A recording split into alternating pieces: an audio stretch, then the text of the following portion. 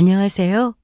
저는 서울 동작구에 살고 있는 30대 중후반의 여성입니다. TV를 틀어보면 연예인 가족들, 특히 결혼한 지 몇십 년이 지났는데도 인꼬 부부로 살고 있는 커플들의 이야기가 자주 나오더라고요. 그 오랜 시간 함께 살면서 결혼을 했던 그때 그 마음이 변하지 않았다는 건 제가 봐도 대단할 정도더라고요. 하지만 그 사람들이 부러웠던 적은 한 번도 없었습니다. 왜냐하면 저에게도 그런 남편이 있었거든요.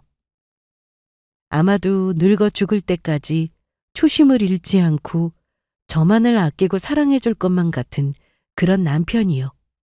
그러니 다른 사람을 부러워할 이유는 전혀 없었죠. 하지만 그게 얼마나 순진한 생각이었는지를 알게 된 것은 지금으로부터 채 1년도 되지 않은 어느 날의 일이었습니다. 저는 결혼한 지 5년이 넘도록 남편을 제대로 알지 못하고 있었습니다.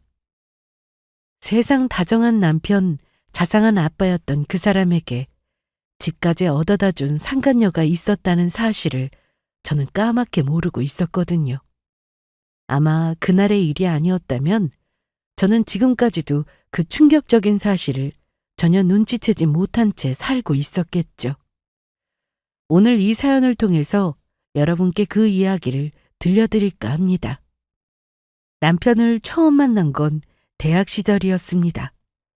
그때는 남자친구도 뭣도 아니고 그냥 편하고 친한 데다 또 말도 안 되게 웃긴 그저 대학 동기 사이일 뿐이었습니다.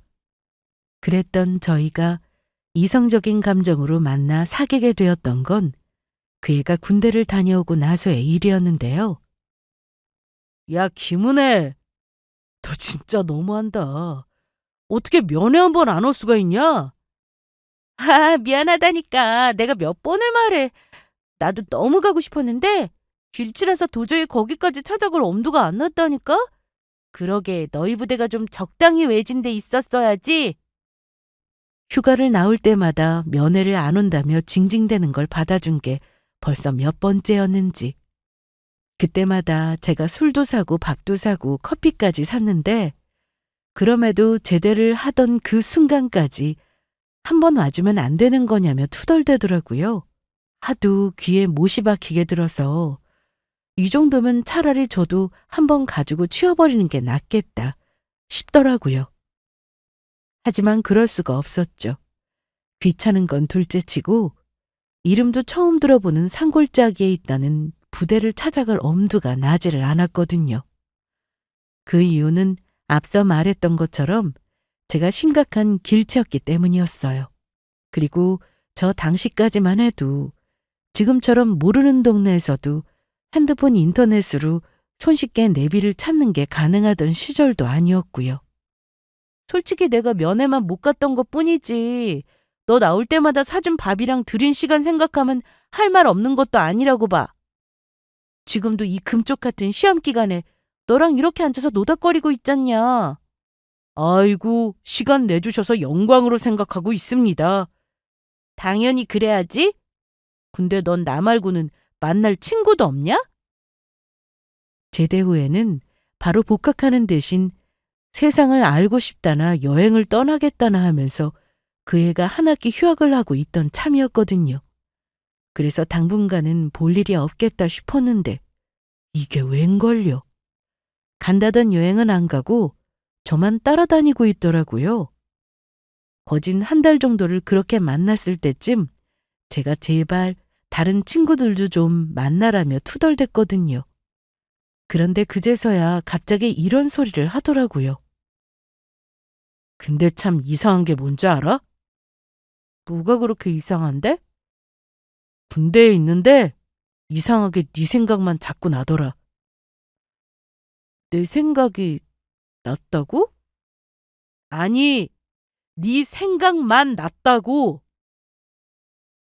정말 생각지도 못했던 갑작스런 그 고백에 저는 당황한 나머지 순간 할 말을 잃어버리고 말았습니다.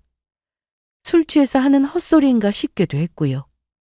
뭐라고 반응을 해줘야 할지 몰라 가만히 있었더니 앞에서 한마디 더 덧붙였습니다. 내가 너 좋아하고 있더라고. 나도 그때 알았어. 술김에 들어서 그런 건지 아니면 선선한 밤 공기에 분위기에 휩쓸려서 그랬던 건지 저는 얼떨결에 그 고백을 받아주게 되었고 그날부터 저희는 사귀기 시작했습니다. 뭔가 부끄러운 느낌에 친구들에게는 절대로 비밀로 하자고 했지만 이게 또 너무 친하던 사이다 보니까 숨겨지지가 않더라고요. 아무래도 자연스럽게 수저를 챙겨주고 춥다고 겉옷을 벗어주고 다 같이 모인 자리에서 굳이 제가 못 먹는 매운 메뉴를 다른 걸로 바꿔서 시키는 남자친구를 보면요. 아무리 눈치가 없는 사람이라도 모를래야 모를 수가 없었죠. 그렇게 동기 사이에서 연인으로 발전해 나가는 동안 저희 두 사람도 많은 시행착오를 겪었고요. 연애는 심장이 튀어나올 것처럼 설레는 부분도 있었고 때로는 얘랑 지금 이게 뭔가 싶을 때도 있었지만 대체적으로는 즐겁고 행복했던 것 같습니다.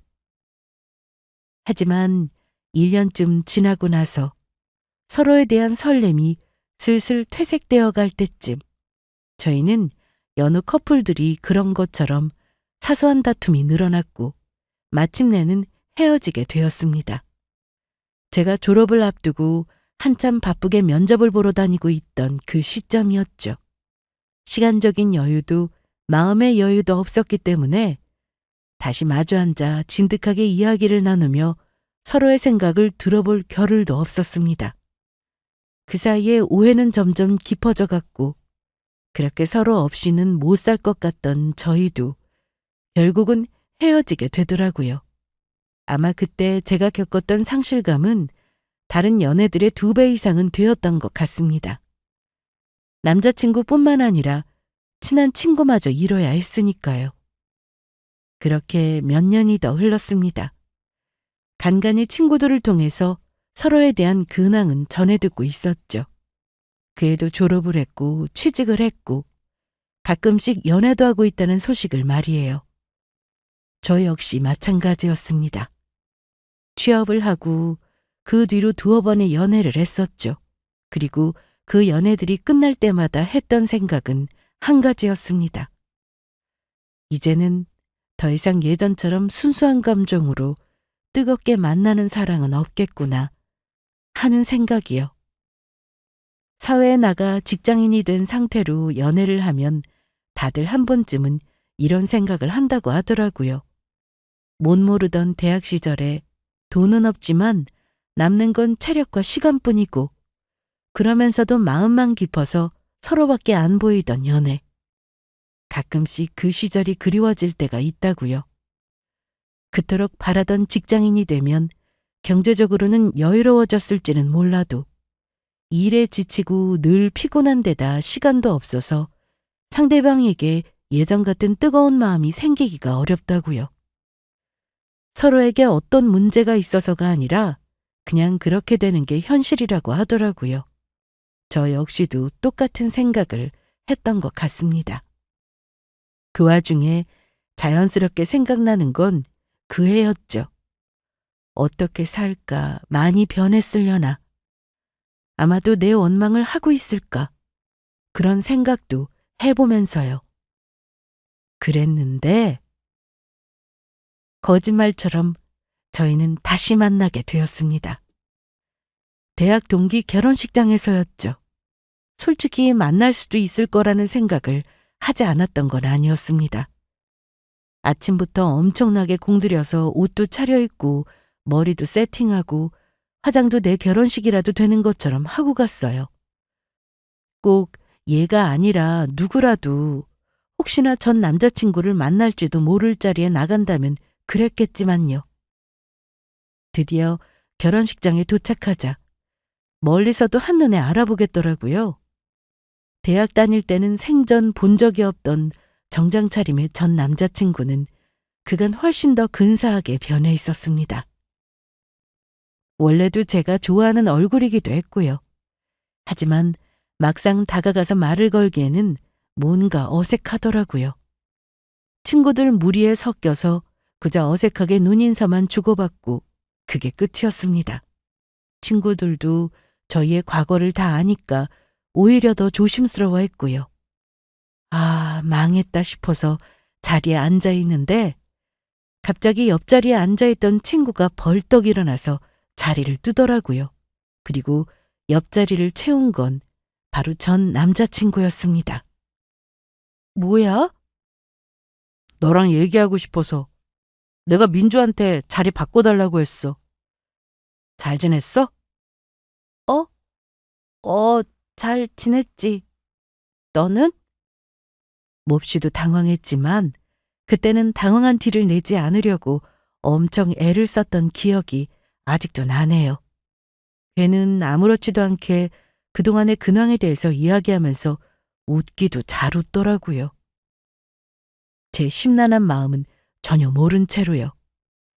그렇게 결혼식이 끝나고 밥도 먹고 애들이랑 얘기도 잘 끝내고 일어서려는데 둘이서 따로 커피나 마시러 가자고 하더라고요.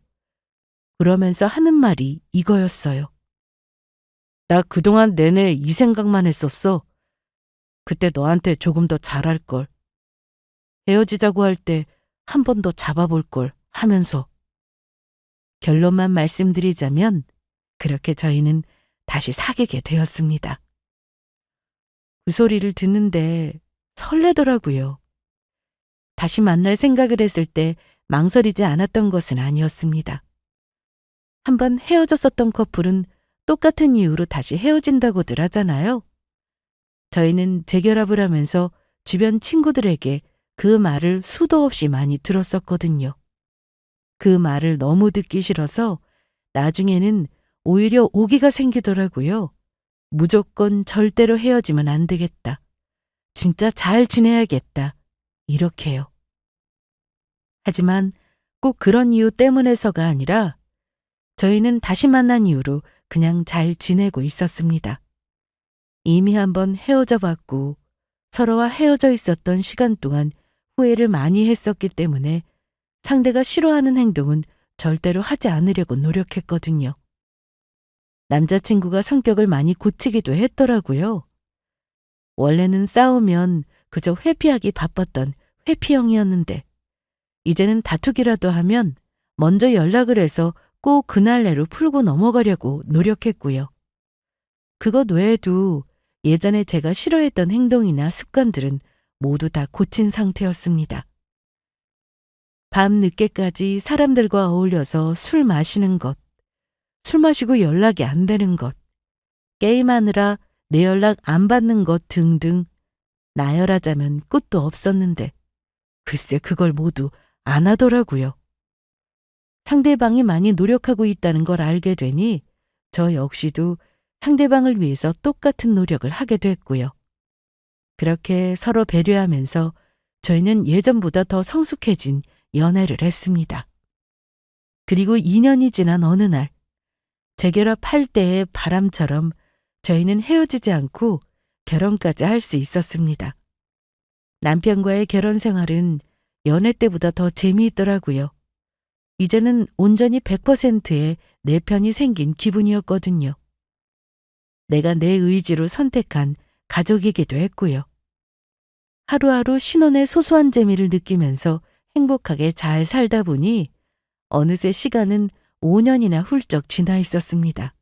그 사이에 저희는 3살이 된 쌍둥이 딸들도 낳았고요. 여보, 이쪽으로 앉아. 거기는 에어컨 바로 아래라서 추워. 어? 여보, 나 핸드폰 어디다 뒀지? 아까 가방에 넣었잖아. 내가 꺼내줄게. 기다려봐. 소미랑 소은이 배고플 것 같은데 뭐 안 먹여도 괜찮을까? 아직은 괜찮아. 애들은 내가 알아서 먹일 테니까 신경 쓰지 말고 당신 밥부터 먹어. 모처럼 당신 좋아하는 거 먹이려고 밖에 나왔는데. 조금 덜렁대는 경향이 있는 저를 남편은 마치 딸들을 돌보는 것처럼 잘 챙겨주었습니다. 원래도 성향상 그런 걸 잘하긴 했는데 결혼을 하고 애를 낳고 나니 더 잘하더라고요. 뭔가 책임감이 한층 더 깊어진 것 같았죠. 남편으로서도 아이들의 아버지로서도 완벽한 사람이었어요. 서로에게 불만이 없으니 당연히 저희의 결혼 생활도 연애할 때처럼 사이가 좋았죠. 친구들도 저를 부러워했어요. 어쩌다 부부 동반 모임을 나가면 너희는 그렇게 오래 만나놓고도 어떻게 아직도 신혼이야 라는 소리를 들을 정도였고요. 결혼하기를 정말 잘했다. 저는 그런 생각을 자주 했던 것 같습니다. 앞으로도 더도 말고 덜도 말고 딱 지금처럼만 이렇게 살았으면 좋겠다 싶더라고요. 서로 아끼고 위해주면서 딸들도 사랑으로 잘 키워내고요. 그렇게 결혼 5년차를 지나가고 있던 어느 날이었습니다. 최근 들어 남편이 조금 이상한 행동을 하더라고요. 처음에는 물론 그 조짐들을 단번에 알아차리지는 못했습니다. 그런데 남편 핸드폰에 전화만 걸려오면 조금 긴장한 기색이라고 해야 하나, 불편한 얼굴이라고 해야 하나. 아무튼 남편의 얼굴이 굳는 게 느껴지더라고요. 처음에야 저도 별 생각이 없었는데 전화만 걸려오면 그런 일들이 반복되니 덩달아 신경이 쓰이지 않을 수가 없더라고요. 여보, 전화 계속 오는데? 뭐? 받지 말고 그냥 놔둬. 하루는 남편이 핸드폰을 놔두고 잠깐 세수를 하러 화장실에 간 사이에 전화가 걸려왔습니다. 이미 밤 10시를 넘은 시간이라 그냥 무시할까 하다가 연달아 2번을 걸려오길래 급한 전화인가 싶더라고요. 저는 결국 핸드폰을 들고 화장실 앞으로 가서 문을 똑똑 두드리며 그렇게 말했습니다. 그랬더니 웬걸 얼굴에 세안제 거품까지 묻힌 채로 호다닥 화장실 문을 연 남편이 손을 불쑥 내밀더라고요. 받지 말라면서요. 뭐가 저렇게까지 급한가 싶었죠. 핸드폰을 건네주고 다시 거실로 돌아와 TV를 보고 있으니 세수를 마친 남편이 조금 머쓱한 얼굴로 화장실을 나왔습니다. 뭐야, 이 시간에? 김은정 과장님이던데? 아, 우리 회사 거래처 과장님이야. 급한 일이라서 이 시간에 전화한 거 아니야? 다시 전화 안 해줘도 돼? 괜찮아. 그럴 만큼 급한 일도 없어. 그냥 이 과장님이 일 중독이라고 그래. 내일 회사 가서 업무 시간에 통화하면 돼. 남편은 그렇게 얼버무리면서 손사래를 쳤습니다. 그 뒤로도 비슷한 일은 계속되었어요. 달라진 게 있다면 이제는 남편이 핸드폰을 화장실에도 꼬박꼬박 가지고 들어간다는 점이었습니다. 처음에는 남편이 핸드폰을 그렇게까지 들고 다니는 줄 몰랐는데 남편 폰에서 뭐 좀 찾을 게 있어서 안방이며 거실을 돌아다녔는데 없더라고요. 원래는 벨소리를 크게 켜두고 집안 아무데나 던져놓는 사람이었는데 핸드폰을 찾으려고 남편 폰에 전화를 걸었더니 샤워기 물소리가 들리는 화장실에서 벨소리가 울리는 거예요. 그제서야 알았죠. 아, 남편이 핸드폰을 몸에서 떼어놓지를 않는구나 하고요. 무슨 핸드폰을 샤워할 때까지 가져가? 아니, 혹시라도 회사에서 오는 업무 전화 못 받을까 봐 그러지. 우리 부서장님 바뀌고 나서는 퇴근하고도 업무 연락 제대로 안 되면 아주 난리가 나. 참, 왜 그렇게까지 사람들을 달달 괴롭힌대? 그리고 전화하면 내가 바꿔줄게. 됐어. 귀찮게 뭐하러 그래. 그냥 내가 가지고 들어가면 되는데. 남편의 회사에서는 얼마 전에 부서장이 바뀌었는데 그 뒤로 업무 분위기가 많이 달라졌다는 이야기는 진작 전해 들었었습니다. 회사 일이라는데 뭐라고 어쩌겠어요? 거기다 남편은 지금 진급을 앞두고 있는 시즌이라 조금이라도 책 잡힐 짓을 하면 안 되는 시기였거든요. 떨어지는 낙엽도 조심하라는 게 지금이었죠. 하지만 그때는 대수롭지 않게 넘겼던 그 이야기가 나중에 생각해보니 조금 이상하더라고요. 업무 연락 때문에 화장실까지 가지고 들어가는 핸드폰을 김은정 과장님 전화만 오면 나중에 해도 된다면서 받지를 않았거든요. 거래처 전화를 왜 안 받느냐고 물었더니 자꾸 업무상 곤란한 부탁을 해서 피하고 있다고 하더라고요.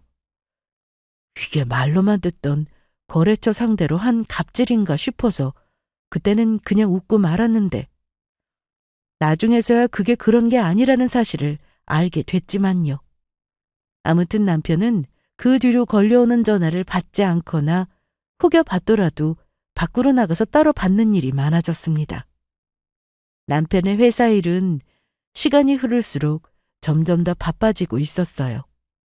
예전에 비해서 야근도 부쩍 많아졌고 주말 출근이나 출장도 잦아졌습니다.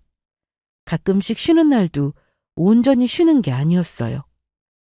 진급을 앞두고 있었기에 이럴 때일수록 접대를 잘해서 실적을 올려야 한다며 골프 연습을 무슨 프로 나가는 선수처럼 열심히 하러 다니더라고요. 남편은 영업부서에 있었기 때문에 골프 모임이 다른 것보다 훨씬 중요하기는 했습니다.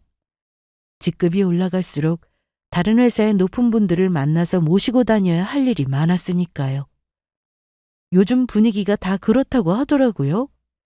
술 마시는 것보다는 차라리 골프 접대가 낫겠다 싶기는 했지만 간신히 쉬는 날도 연습을 하고 오겠다며 새벽같이 나가는 모습이 조금 안쓰럽기도 했습니다.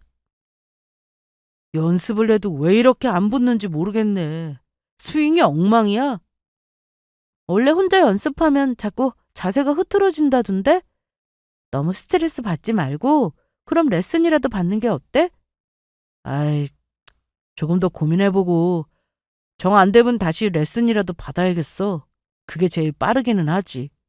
우리 옆 부서의 윤 과장은 골프를 하도 잘 치니까 무슨 행사만 있으면 위에서 서로 데려가려고 하거든.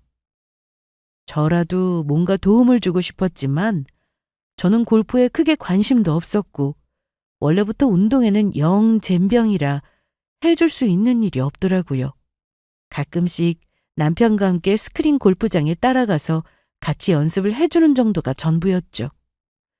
아무튼 바빠진 남편은 이제 집에 오면 밀린 잠을 보충하거나 그것도 아니면 집에서 종일 골프 채널을 보고 있거나 혹은 골프 연습장에 나가는 게 하루 일과의 전부였습니다. 자연히 저나 딸아 아이들과 보낼 시간도 확연히 줄어들었죠. 그래도 남편에게 딱히 불만은 없었습니다. 바빠지긴 했어도 그럴수록 저랑 애들에게 미안하다면서 딴에는 더 잘해주려고 노력하는 모습이 보였거든요. 출장을 다녀올 때면 선물도 곧잘 사왔고요. 아이들이 아빠 보고 싶다며 할 때마다 그저 빨리 이 바쁜 시기가 지나갔으면 좋겠다는 생각만 했습니다. 그리고 그러던 어느 날이었어요. 여보, 나 이따 출장 가야 해. 지금 짐 싸러 집에 가고 있어. 이렇게 갑자기? 어디로 가는데? 급한 일이야? 대전. 갑자기 거래처에 수구 문제가 생겨가지고 지금 당장 가서 처리해야 할 것 같아. 일단 다녀와서 얘기해 줄게.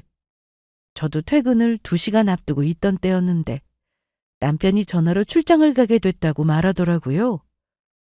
요즘 따라 갑작스럽게 떠나는 출장이 잦아지긴 했지만 이렇게 몇 시간 전 통보로 뜬금없이 가게 되는 경우는 또 오랜만이었죠. 저는 조심해서 잘 다녀오라고 말했습니다. 가서 잘 연락이 안 될 수도 있다는 대답이 돌아왔고요. 남편이 없으니 제가 어린이집에 애들을 픽업하러 가야만 했어요. 하는 수 없이 조기 퇴근을 하고 아이들을 데리고 집으로 돌아오고 있는데 친한 대학 동기에게서 전화가 걸려왔습니다. 선아야, 오랜만이다. 잘 지냈어? 나야 잘 지냈지. 너도 잘 지냈어? 야, 근데 미선이 아버지 돌아가셨다더라. 애들 지금 다 같이 조문 갈 거야. 너도 올 거지? 뭐? 미선이 아버지가? 되게 건강하시지 않았어? 그러게 말이야. 한순간에 갑자기 그렇게 되셨다더라. 자세한 건 나도 몰라. 가서 들어봐야지. 오늘이 무슨 날인 건지 걸려온 전화는 친구 아버지가 돌아가셨다는 부고였어요. 저는 결국 친정엄마에게 전화를 해서 애들을 좀 봐달라고 부탁드리는 수밖에 없었죠. 집에 가서 옷을 갈아입고 있으니 가까이 사시는 엄마가 서둘러 오시더라고요. 애들 간식거리를 챙겨놓고 저는 곧장 차를 몰고 장례식장으로 향했습니다. 눈앞에 닥쳐올 일은 하나도 모른 채로요. 장례식장은 다행히 서울에서 그렇게 멀지 않은 곳이었습니다. 친구네 본가가 있는 경기도 남부 인근이었죠. 저는 차를 서둘러 주차하고 옷매무새를 가다듬은 후 차에서 내렸습니다. 그런데 주차장을 거의 빠져나올 때쯤 입구에 세워져 있던 익숙한 차량과 번호판이 보이더라고요.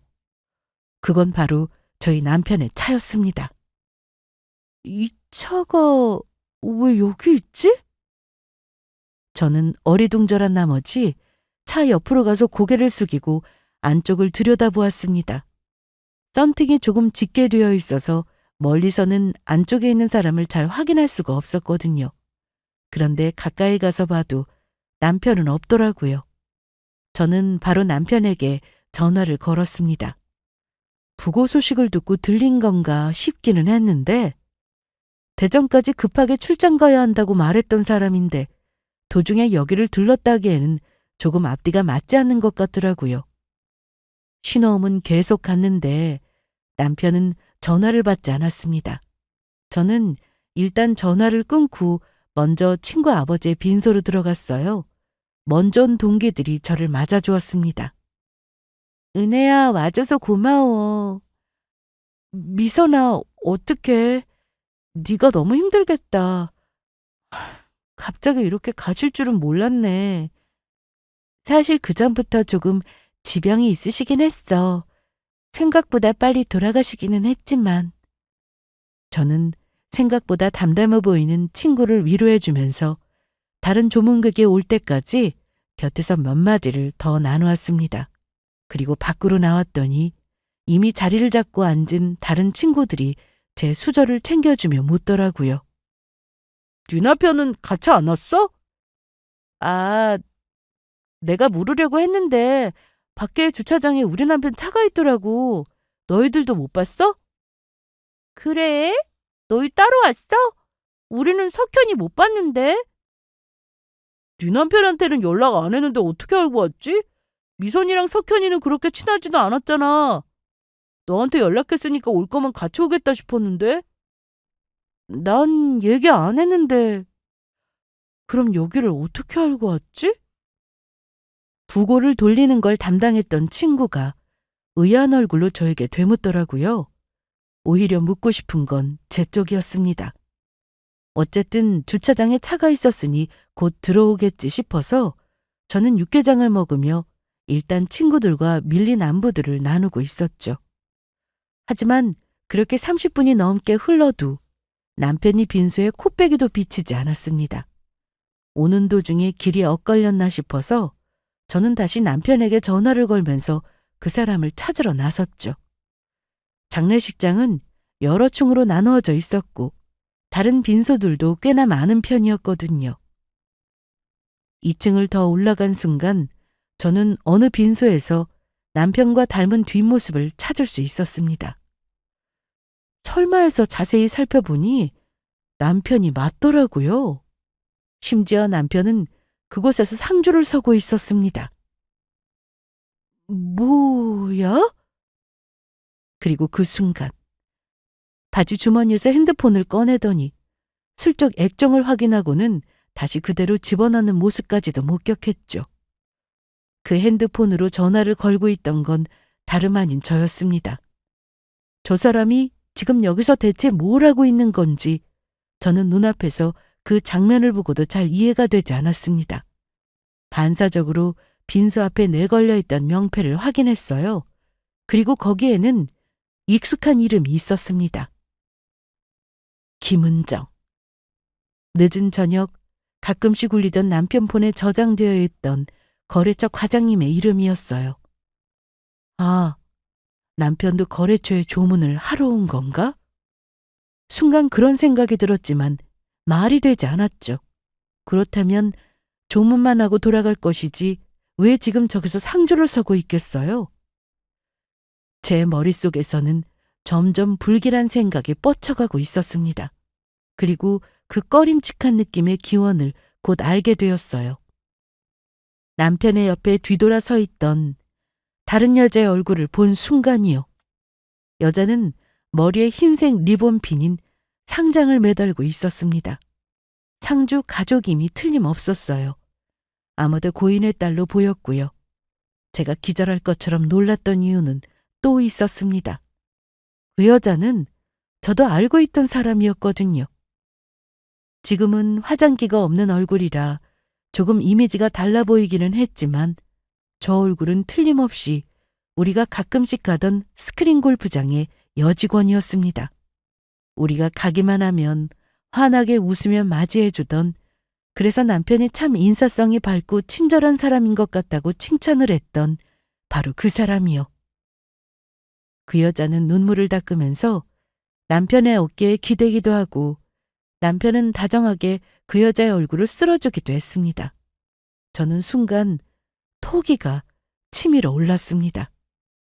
심장이 튀어나올 것처럼 쿵쿵 뛰면서 속이 미친 듯이 울렁거리기 시작했어요. 금방이라도 쓰러질 것처럼 휘청거리는 몸을 간신히 붙들고 그 빈소의 조문객 중 여자의 또래로 보이는 한 사람을 붙잡고 물었습니다. 죄송한데 혹시 저기 서 있는 저 상주는 여자분 남편인가요? 네? 아, 네. 은정이 남자친구라고 들었어요. 남자 친구라고요? 네. 아무래도 이 집에 자식이라고는 은정이밖에 없으니까. 아들이 없어서 은정이가 대신 상주 좀 서달라고 부탁했다고 하던데요. 남자친구분도 충분히 오래 만났다고 들었고. 오래 만났대요? 남자친구를요? 네. 그런데 누구시죠? 저는 다소 이상한 얼굴로 저를 훑어보는 조문객을 뒤로하고 그 자리를 뛰쳐나왔습니다. 더 이상은 울렁거리는 속을 참을 수가 없었거든요. 그대로 화장실로 달려가서 미친 듯이 구역질을 해댔습니다. 요즘 접대 때문에 골프 연습을 하러 가야 한다고 연보를 외우던 남편. 쉬는 날도 없이 틈만 나면 골프 얘기만 하던 남편. 그리고 쉬지도 못하고 스트레스 받는 남편이 안쓰러워 잘 다녀오라며 스크린 골프장 이용료까지 내주었던 등신 같은 저. 그 모든 지난 날들이 한순간에 주마등처럼 눈앞을 스쳐 지나갔습니다.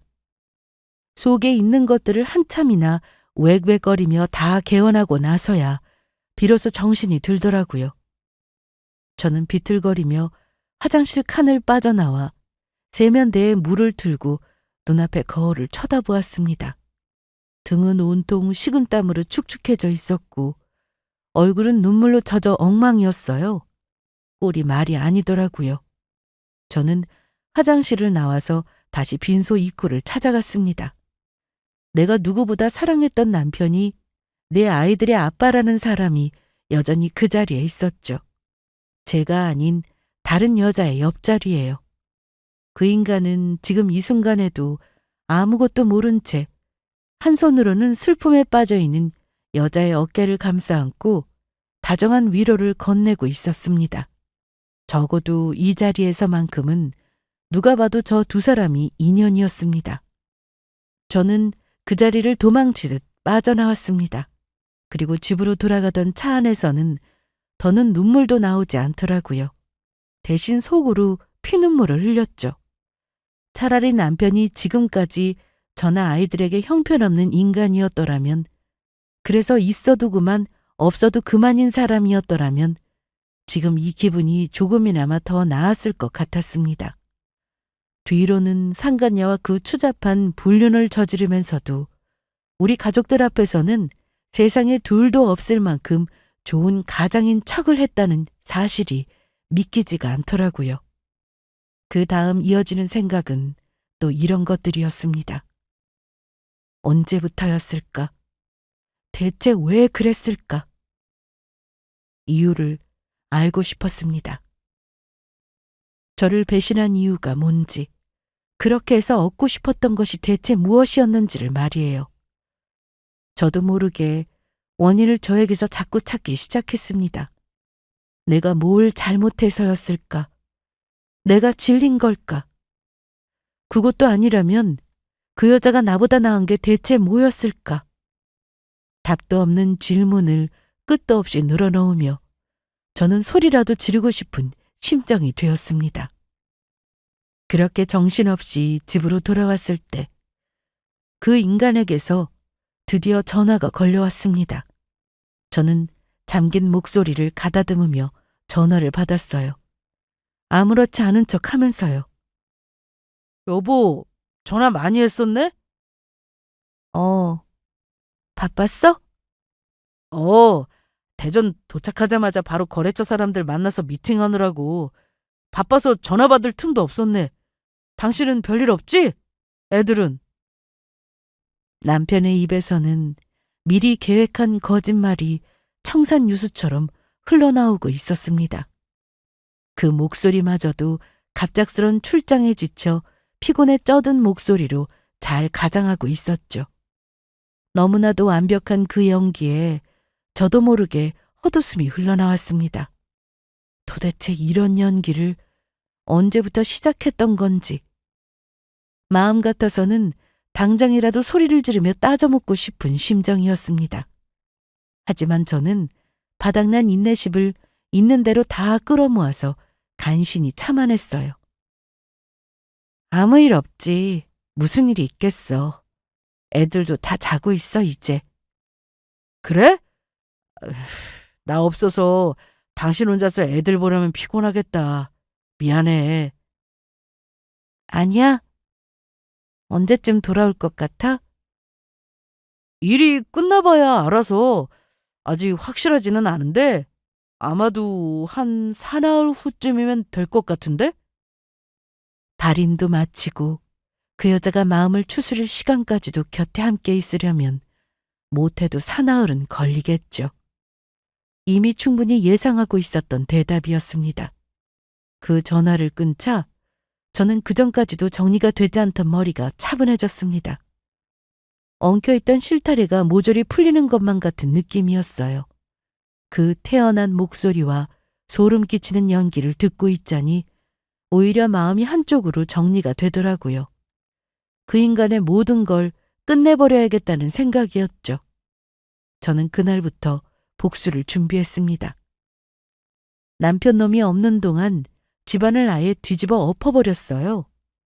남편이 쓰던 컴퓨터, 노트북, 태블릿부터 시작해서 서랍에 꽁꽁 숨겨놓던 메모들, 수첩들, 서류 가방 포켓에 구겨져 있던 영수증들까지 할 수 있는 모든 것들은 다 찾아냈습니다. 이혼하기 위해서는 불륜의 증거가 필요했거든요. 물론 장례식장을 나오면서도 잊지 않고 저는 사진을 찍어두었습니다. 그 와중에도 무슨 정신이 들었었는지 본능적으로 이걸 찍어두어야겠다는 생각이 들더라고요. 거기까지 생각이 미쳤었던 게 천만 다행이었죠. 하마터면 그 귀중한 증거를 놓칠 뻔했으니까요. 그리고 나서 저는 아는 친구의 소개를 받아 흥신소를 찾았습니다. 불과 6개월 전쯤에 그 흥신소의 도움으로 불륜의 증거를 찾아 이혼에 성공한 친구였죠.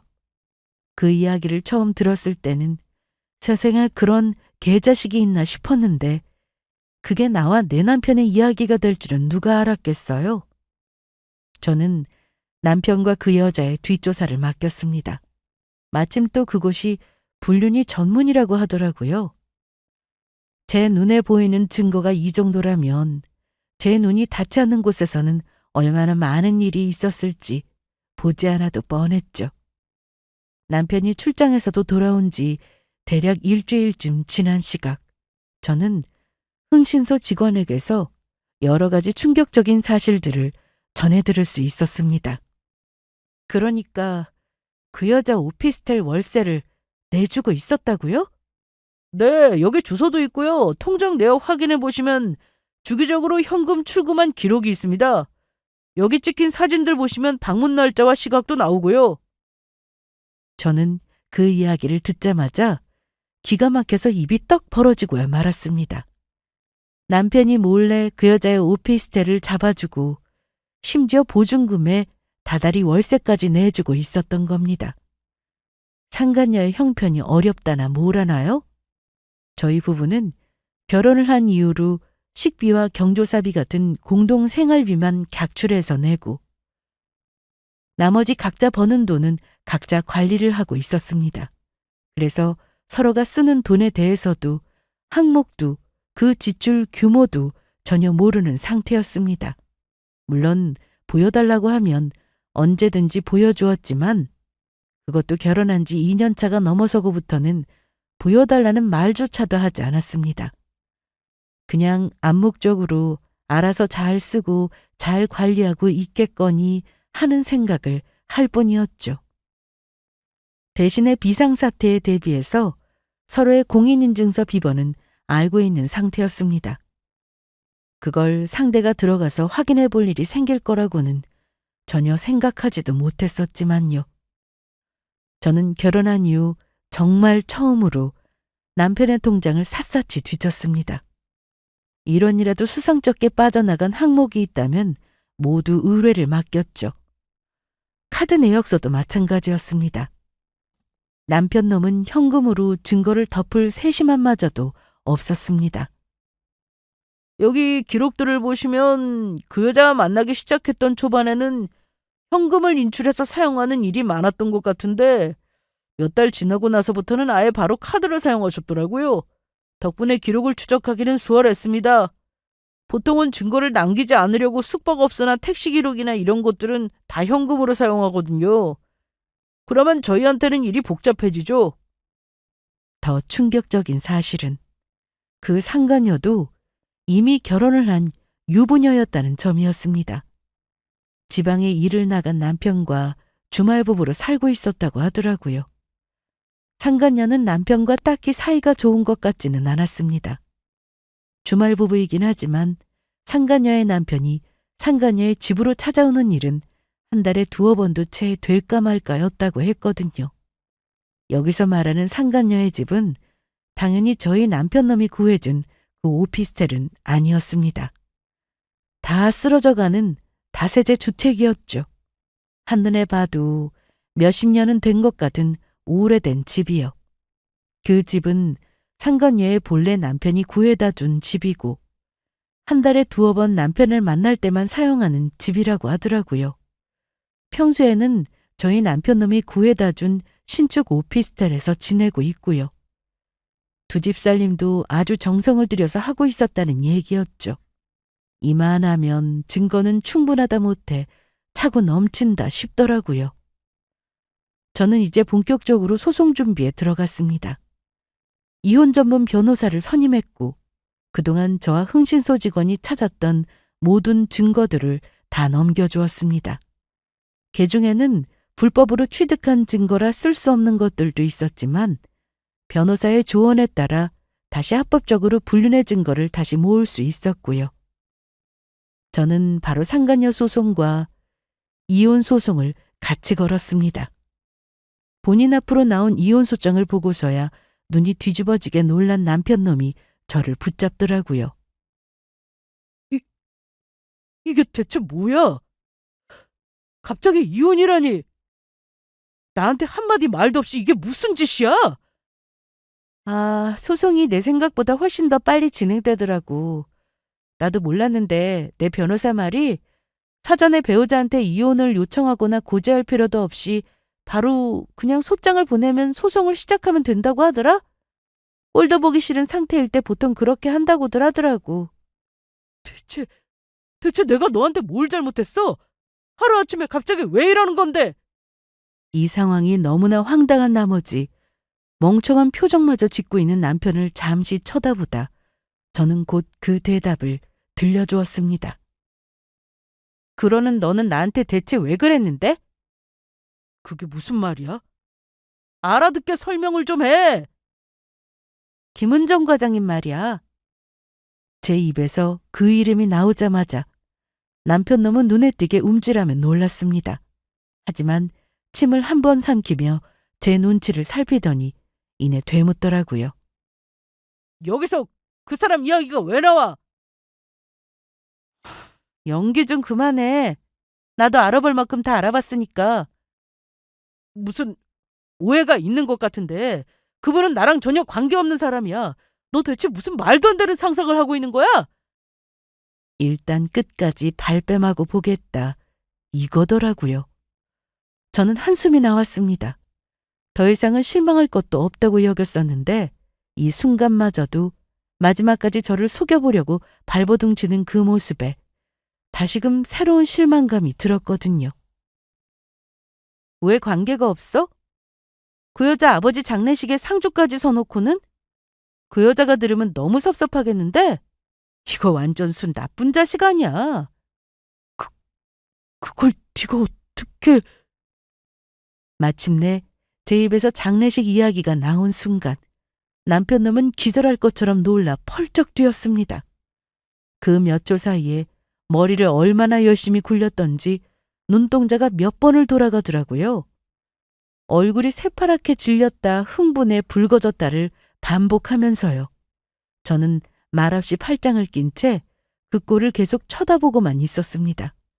그리고 마침내 더는 안 되겠다 싶었던 건지 그 인간은 저에게 매달리기 시작했습니다. 은희야, 솔직히 말할게. 그래, 네 말대로 그 여자랑 조금 만났던 건 사실이야. 근데 진짜 다른 감정은 없었어. 그냥 하는 얘기를 들어보니까 형편도 어려운데 남편이랑도 사이가 안 좋다고 해서 처지가 너무 딱하기도 하고 그래서 그랬던 거야. 동정심 같은 거였어. 정말이야. 할 말은 그게 다야? 여보, 제발. 그 여자는 딱하고 집에서 기다리는 네 처자식은 안 딱하든? 동정이든 사랑이든 나는 이제 관심 없고 우리 이혼이나 하자. 그랬더니 이혼은 못한다고 아주 난리를 치더라고요. 뭘 잘했다고 큰소리까지 쳐가면서요. 어차피 이건 이미 본인의 손을 떠난 일이라는 걸 아직도 모르는 눈치였어요. 저는 아이들을 데리고 친정에 잠깐 나가 있었습니다. 그리고 그 사이에도 이혼 소송 절차는 착실히 진행되었고요. 나중에 법정에 나온 남편 놈을 보니 눈탱이가 아주 밤탱이가 되어 있더라고요. 알고 보니 상간녀 남편이 불륜 사실을 알게 되어서 그날 바로 이 인간을 두들겨 패러 달려왔다고 하더라고요. 얼마나 얻어맞았는지 얼굴이며 몸이며 멀쩡한 곳이 없을 정도였습니다. 자업자득이다 싶더라고요. 그리고 저는 이혼을 했습니다. 얼마 안 되는 돈이지만 위자료를 받았고 아이들의 양육권도 당연히 제가 가져왔고요. 상간녀 소송에서도 승소해 정신적 피해에 대한 위자료를 받았습니다. 모든 것이 다 예상했었던 결과였죠. 다만 저런 것도 아빠라고 함께 살았었던 아이들에게 미안할 뿐이었습니다. 나중에 알게 된 사실이지만 상간녀를 만나온 시기는 1년이 약간 넘었다고 하더라고요. 그리고 그 1년 동안 셀 수 없이 많은 거짓말로 저를 속이며 그 여자를 만나왔고요. 저는 남편을 통해서 인간의 두 얼굴에 대해서 생각해보게 되었습니다. 아무리 인간은 입체적이라지만 저렇게까지 완벽한 연기를 해오고도 뒤로는 바람을 피울 수 있었다는 사실이 아직도 믿기지가 않았죠. 저희 부모님을 비롯해서 제 주변 지인들도 그 사람이 바람을 피웠다는 사실을 믿지 못할 정도였거든요. 무슨 오해가 있는 게 아니냐면서요. 그래서 저도 처음에는 제 자신에게서 불륜의 원인을 찾으려고 했었죠. 그럴 만한 이유가 있었을까? 내가 잘못한 게 있었을까? 이런 생각을 하면서요. 하지만 저는 이제 깨달았습니다. 바람에는 어떤 특별한 이유가 있었던 게 아니었고 저의 잘못도 없었다는 사실을요. 그냥 전 남편이 그것밖에 되지 않는 인간이었기 때문에 이 모든 일이 일어났다는 것도요. 그 인간은 상간녀와도 헤어지게 되었다고 합니다. 처자식도 잃고 상간녀와도 헤어지게 되었으니 지금쯤이면 본인이 저지른 일의 대가가 무엇인지를 돌아보면서 후에 비슷한 것이라도 하고 있을진 모르겠네요. 여기까지 들어주셔서 감사합니다.